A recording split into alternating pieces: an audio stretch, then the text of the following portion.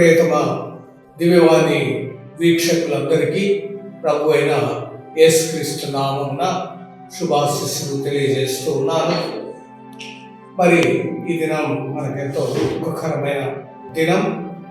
ఎందుకంటే మనకెంతో ప్రియమైన వారు, అత్యంత గౌరవనీయులైనటువంటి శ్రీ శ్రీ శ్రీ మల్లవరపు ప్రకాష్ ఆర్చ్ బిషప్ గారు మరి పరమపదించి ఉన్నారు. వారి యొక్క మరణం మనందరికీ కూడా ఎంతో ఆవేదన కలిగిస్తుంది. వారు ఎంతో మంచి మనసు గల వ్యక్తి, విలువలతో కూడిన జీవితం, మరి నిరాడంబరమైన జీవితాన్ని జీవించాడు. పేదల పట్ల ఆయనకు ప్రత్యేకమైనటువంటి ప్రేమ, అనురాగం ఉండేది. అందరితో కూడా చక్కగా మాట్లాడుతూ వారి యోగక్షేమాలు తెలుసుకునేవారు. మరి ఎవరిని ఏ విధంగా కూడా మనసు నొప్పించకుండా ఉండేదానికి వారు ఎప్పుడు కూడా ప్రయత్నిస్తారు.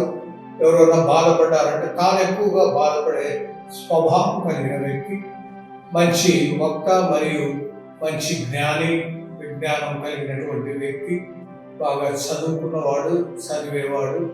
మరి ఆయనకు అటు మన జాతీయ స్థాయిలోనూ రాష్ట్ర స్థాయిలో కూడా మరి అగ్రపీఠాధిపతులుగా ఎన్నో ముఖ్యమైన బాధ్యతలను వారు నిర్వహించి ఉన్నారు.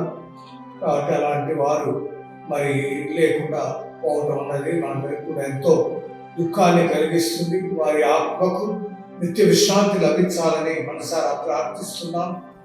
మా యొక్క నెల్లూరు గురుపీఠం తరపున మేము వారికి నివాళులు సమర్పిస్తున్నాము.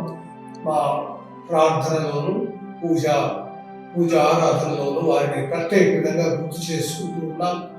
దేవుడు వారిని ఆశీర్వదించి వారు వాగ్దానం చేసినటువంటి నిత్య జీవమును, పరలోక బహుమానమును, నీతి కిరీటాన్ని వారికి దయచేయాలని మనసారా ప్రార్థిస్తున్నాం.